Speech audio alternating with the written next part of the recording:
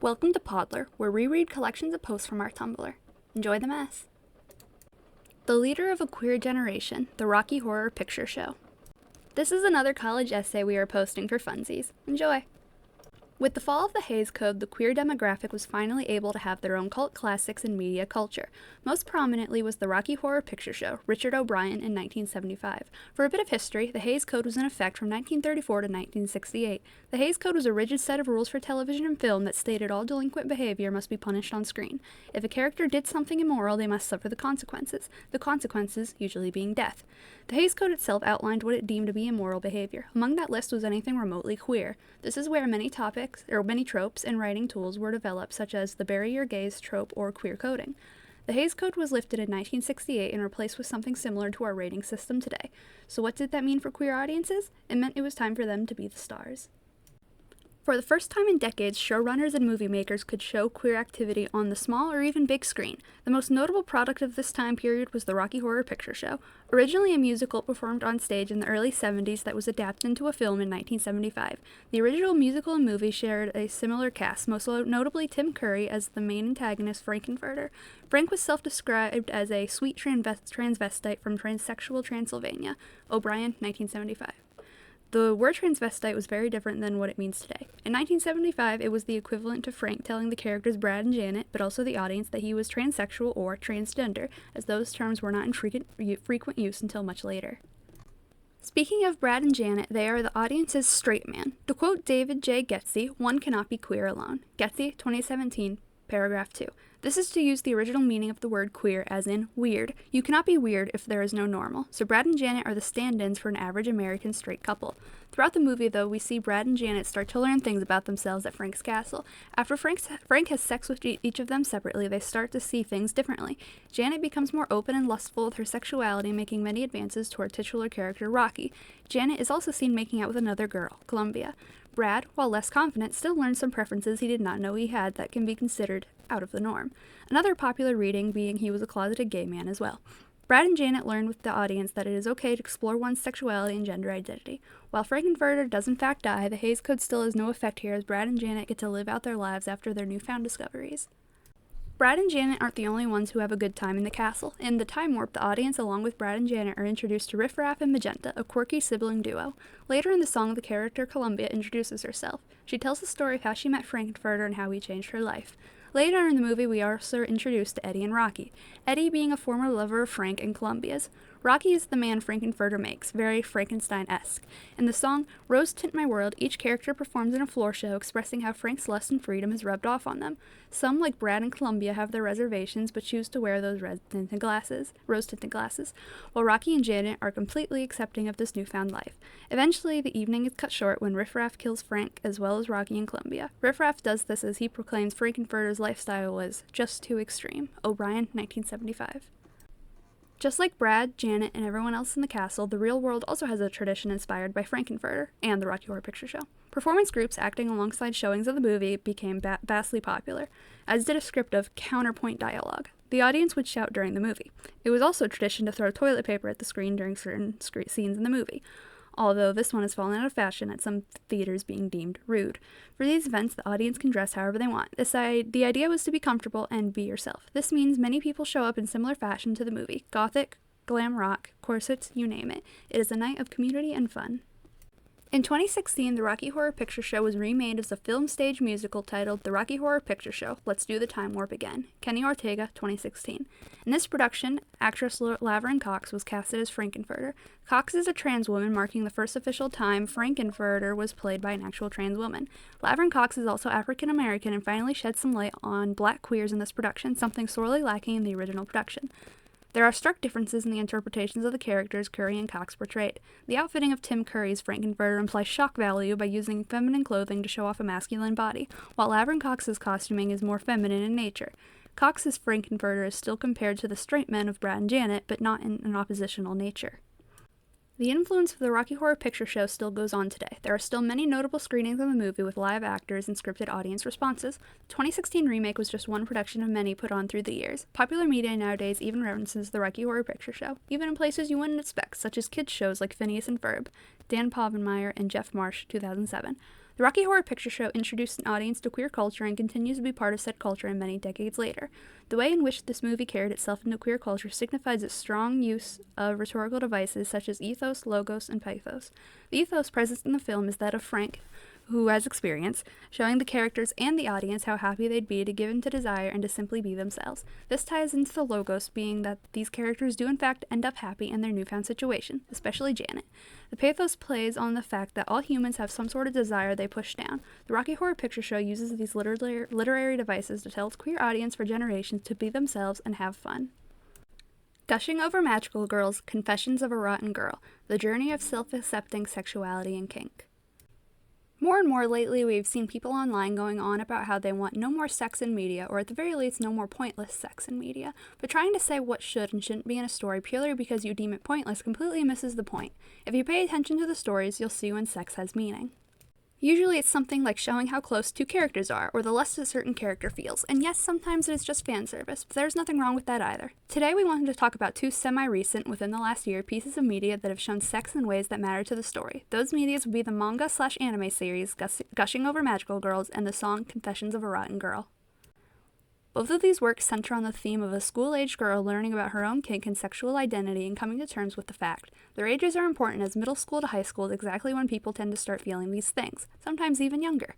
Here's where we are going to split the works into sections. First up is Gushing Over Magical Girls.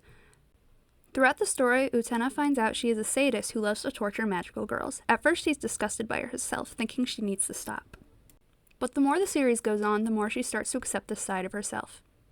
But the thing is, even though Utena is part of an evil organization and is playing the part, she never fully gives in. She isn't evil. She still supports the magical girls and wants to see them thrive with their Laverta forms.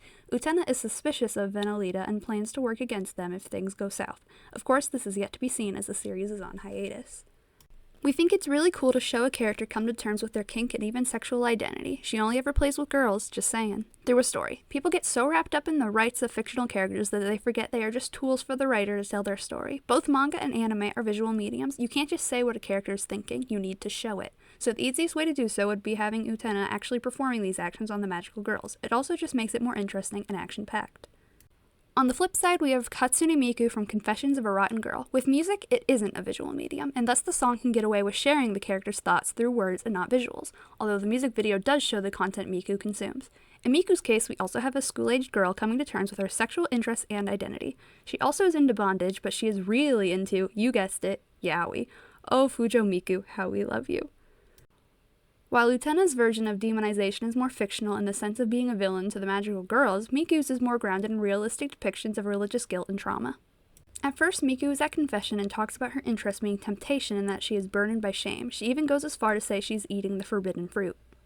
As most of you probably know, this refers to Eve in the Garden of Eden eating from the Tree of Knowledge. Christians see this event as a tragedy, the birth of original sin. But look at what Miku says. Quote, "Could Eve be our idol? Could she lead us through the light? We'd all be disciples of her lemon-driven bite." End quote. This isn't someone upset about the bite. She is praising Eve. To me, this reads as a little baby Satanist in the making. If you don't know, there are two types of Satanists. The first kind do not believe in Satan, but instead see him as a symbol of freedom. The second half share those same beliefs, but actually believe in Satan. Satanists do not see Eve eating the fruit as tragedy. They see it as liberation. They see it as the beginning of free will. Both Utena and Miku choose to live as their own authentic selves. Neither are really evil, but if people see them that way, then so be it. A review of Dear Evan Hansen. This is another college essay, but some things such as grammar were changed. We went to see Dear Evan Hansen on tour. The show is currently on tour across the country until April of the next year. Upon arriving, we were already greeted to a gorgeously creative set. On stage was Evan's bed. To decorate the space behind the bed, there were screens everywhere. These screens would scroll through social media posts pertaining to the plot of the show. There was also a string of noises and social media notifications accompanying the pictures on screen. Since most touring shows do not get to have much in the way of background sets, this was a great way to fill the space and still be plot relevant. They even used the screens and the sound of a phone call to tell the audience to silence their phones. When the play started, we were immediately thrown into this immersive world with the power of these actors. Michael Fabish, who played Evan, delivered an emotional performance that was hard to forget even in his first few seconds on stage. The show opens with Evan speaking to his mother, played by Brie Cade, about starting his senior year and his struggles with his mental health. This scene may just seem like a needed background of the character at first, and it is, but it also sets up a second purpose. Everything in this story is intentional. One thing that seems unimportant is actually a building block to kickstart the events in the play.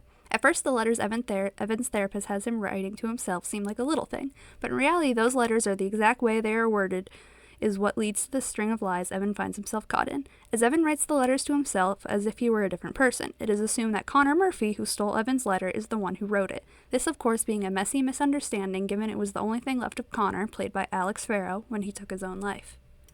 The show is not scared to explore darker and even uncomfortable topics with its audience. In the show, Evan finds himself caught in a web of lies pretending to be the best friend of the boy who killed himself. He gets close to the Murphys and even ends up dating their daughter, Zoe, Connor's sister. We have seen the original Broadway production of Dear Evan Hansen many times online, but finally seeing the play live was a completely different experience. The play takes you to uncomfortable scenarios alongside Evan. The masterful acting leads to an emotional experience even for the audience. The secondhand embarrassment felt for Evan, or the sadness in Connor's death, the tragedy of the lies. The Murphys find a second son in Evan and practically adopt him as their own. The situation is so dark it makes you want to stand up and say something. You have to remind yourself it is not real. That is how good the acting was. We have seen many people on social media hate this play for Evan being a bad protagonist. Many do not seem to like it when a protagonist does an immoral thing. Many do not like to be made uncomfy by what they watch. But stories should not be censored. Not every story is happy, just like in life. Dear Evan Hansen shows a nightmare scenario of lies no one would ever want to be caught up in and how it affects everyone involved. It also handles these topics with care. Yes, Connor Murphy's death is a plot device, but the show goes out of its way to spread the message, you are not alone. Speaking of social media, this play uses that as a way to tell its story. This is where those background screens shine as a character of its own. Evan starts the Connor Project as a way for Connor to not be forgotten. On the screens, the audience can see Facebook posts the Connor Project posts, such as Evan's speech and the fundraiser for the Orchard. The screens also show off the opinions of many characters who are never actually on the stage. At multiple points in the show, you can hear voices and see posts of the in-universe masses' reaction to Connor's death. It eventually becomes chaotic and harsh to the ears, just like the online harassment the Murphys end up facing over being blamed for their son's death. The scenic design by David Cornice, the projection design by Peter Nagirny, and the sound design by Nevin Steinberg, sorry for messing up those names, all work together to provide a wonderful blend to create the character of social media. The costuming of this production also helps tell the story. Our favorite example of this is in the Act 2 closet change for Evan. During Act 2, the Murphys really treat Evan as if he were their own son, a replacement for Connor of sorts. In turn, Evan starts to wear the exact jacket Connor always wore. Emily Rebholz was the genius costume designer. Evan's cast in Act 1 is also a great example of a personal prop. It is part of his costume as it is a cast on his arm, but the cast, as in the actors of the show, also get to interact with it. Connor signs the cast with a Sharpie during every production. The cast is an integral part of the story as well, serving to help further Evan's lies that he broke his arm with Connor, only for the audience to later learn Evan really broke it trying to attempt suicide. Unfortunately, we do have to mention at the performance we attended that in a lot of Act 1, McKenna Jackson, who played Alana Beck's microphone, was dipping in and out and even started making harsh, loud popping noises. The popping sound specifically made us dread whenever she got a line, but McKenna handled it to the best of her ability. She never broke character and carried her voice on her own when the microphone dipped. On much rarer occasions, we noticed the microphone of Patty Ryan King, who played Zoe Murphy, dip as well. She also carried her voice clearly as well. All microphone issues were fixed during intermission. The popping noises did take us out of the experience a little, but the acting made up for it almost instantly. Besides the microphone issues, this performance of Dear Evan Hansen was stellar. The story is not afraid to explore dark themes, but also send the message to the audience that they are not alone, and there are people who would care about you if you were gone. With emotional acting from everyone in the cast, but especially Michael Favish and Brie Cade, who were able to bring realistic yet dramatic breakdowns and feelings to Evan and his mom. The set dressing and costuming is eye candy that provides for the plot. All in all, a wonderful production all around. We truly recommend anyone who can to go see the show while it is on tour. Seeing the production live is like nothing a video recording could ever provide. Sorry, but by the time I'm recording this Podlr, I'm pretty sure the show's off, tour. Why censorship is bad, an essay on the dangers of censorship. Hello everyone. We keep seeing a lot of takes online, mainly Twitter and TikTok, talking about how there needs to be censorship on taboo subjects. We wanted to share some reasons why that may not be as great an idea as many of you think. The taboo subjects nowadays are usually sexual in nature. Kinks, incest, loli, shota, etc. A lot of people want to ban. A talking point we've heard a few times is that if people see this stuff in fiction, then they'll start to like it and change the way their brain is wired. This is the exact talking point conservatives had when video games first came out, calling them violent and the cause of school shootings. More importantly for this essay, this is what happened as well when movies first came out. When movies first came out, there was an outcry from the public to have more moral films. In fear of both losing an audience and being censored by the government, as movies were too new to be protected by law, film studios adopted the Hays Code. Self-censorship, basically. The Hays Code censored the stuff people wanted gone, sure. Extreme violence, sex, excessive use of drugs, but that's not where the censorship stopped. Among things banned in the Hays Code were queer people/relationships and interracial relationships. When you open the floodgates to censorship, who decides what's moral and what's not? This is exactly what would happen again. You say no sex, the law may hear no queers, and lately, they'd sure love that opportunity. So what do we do instead? It's completely fair if you're triggered by certain subjects in media or just plain old don't want to see them. That's fine. What people can do to help is properly tag stuff. For example, the tag system in AO3 is there for a reason. Use it. If you see someone online making something you don't like, block them, but don't harass them. You have a right to block them, just as they have a right to create.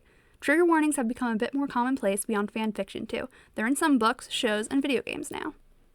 Censorship is a slippery slope, one that in our current day we really don't need. Don't let the government have more tools to erase you. Spellbook Scrapbook. Witchcraft on a Budget. Here we are once again providing some more budget-friendly ideas for witches on a budget. Ingredients for spells can be expensive to say the least. Is it best for your spell to have natural, real ingredients? Sure, but it's not the only way to do magic. Sigils are mostly about intent, and intent is free. You can literally just make sigils on your phone while focusing on your intent and call it a day. But let's make it more artsy and add some more ingredients to these spells. Here are 2 pages from our spellbook. Intentions are censored. On each page is an emoji spell, a sigil, an intention, a crystal, a plant, and words written in color magic. Each aspect relates back to the intention. The intention is used to create the sigil and emoji spell, another free intention-based spell. The words are written in colors, research color magic, that corresponds to what fit your spell best. The plant and crystal should be researched as well so you can find what ingredients works best for your intention. Again, natural stuff is ideal, but not everyone has access. Use these printed ingredients to help focus your intent and help signify to the universe what you need. If you don't have a printer, you can make a digital scrapbook spellbook by keeping a collection of collages. Personally, our favorite collage app is Live Collage. There's a free and paid version, but the free one still has a lot of features. The idea is the exact same, except on a screen and not a book. Of course, you can add whatever you want to your spellbook. It's your craft. This is just how we like to do it, and we thought it'd be fun to share. We want everyone who wants to practice to be able to do so without the stress of money. Are we able to call ourselves a printer witch? Just an added thing for the video I just thought of, but if you do have some money, I would recommend getting selenite, specifically to put your book or phone by, whichever version you choose, to charge it. Scott Pilgrim vs. the World, mise-en-scene analysis. Enjoy. A college essay. Scott Pilgrim vs. the World is a great example of a film that uses mise-en-scene to its advantage. Directed by Edgar Wright with cinematography by Bill Pope in 2010, the frame that will be analyzed in this essay was at 1323 in the film. In this scene, Scott Pilgrim finally met the girl of his dreams, Ramona Flowers. She quite literally appears in his dreams. The two are at a house party of their mutual friend, Julie Powers. The viewer's eye is immediately drawn to Ramona in the shot, making her the dominant, while both her and Scott are located in the middle of the frame. Ramona is decorated in more eye-catching colors. This is not for no reason, mind you. When someone thinks of Ramona Flowers, what do they usually think of first? Most people's answer would be her brightly dyed hair. This is an important part of her character, even within the text of the film, as characters like Knives Chow note this trait and even try to copy it. There is also a subtextual meaning to Ramona's hair. Before Ramona makes an appearance in the film, the movie is almost based in reality. Scott is living his life, going to music stores and arcades just like any of us people on Earth would. When Ramona enters the film, the movie shifts from reality and enters a more dreamlike state, a video game-inspired state. Ramona's hair color is not a natural one, and is more something seen in anime and, of course, video games. It paints her as otherworldly. Another interesting part of Ramona's costuming is her shirt. Her iconic color is pink, but she also has a blue pocket square on her left side over her heart. In this scene, Scott is wearing a blue shirt with a pink shirt underneath. Both their outfits complement each other and hint at their future relationship. As for props, look above Scott and Ramona. Above them are 2 balloons that almost look like they are cuddling. The balloons are placed right over Scott and Ramona, signifying that the balloons represent them. The color of the balloons is black. Black usually represents evil or sin. While neither Scott or Ramona are evil, they have made mistakes in their past relationships and are trying to work on them and get past them with each other throughout the film. Scott is dating a high schooler and cheating on 2 of his girlfriends. Ramona cheated on the Kanayangi twins and treated her relationship with Roxy Richer like it was nothing, but both are learning to treat their partners better with each other. Near the ceiling by the balloons, there is also a high-up light switch. What an odd place for a light switch. This is also starting to hint at the dreamlike atmosphere the film is soon moving to. The fairy lights next to the light switch also add to this with its mystical lighting. They are literally called fairy lights after all. Beyond Scott, Ramona, and the few set dressings mentioned, there is not a whole lot going on in the frame, making it a low-density shot. The shot is also at a medium distance, which makes the two characters large enough to highlight on the screen, but also make a lot of empty space. It feels almost lonely. This ties into the fact that Scott and Ramona are not dating yet within the film. Based on the body language and dialogue, Ramona does not even like Scott that much. Scott is info-dumping about Pac-Man and crushing his cup with rolled forward shoulders, giving off an awkward body language, while Ramona is cool, quote, too cool for Scott, and collected. The cup is interesting to note as Lucas Lee crushes his cup in the exact way later in the film, yet again hinting Scott's future relationship with Ramona. Unlike the exes, Scott later in the film makes a point to the audience he will not join the group of evil exes. In a shot with 7 X's in the background, he rips the X-Men patch off his jacket and throws it to the floor. This later disproves Ramona's comment, quote, "You're just an evil X waiting to happen," unquote, to the audience. Within just one shot, Scott Pilgrim vs. the World manages to provide a bountiful story in such little time. Adapting 6 graphic novels into one film is no easy feat, but Scott Pilgrim vs. the World uses mise-en-scene to its advantage to tell part of the story without ever saying a word. That's it for today's Podlr. We probably only have one more of backed up content to make, and then, whenever they're made, they're made. See you next time!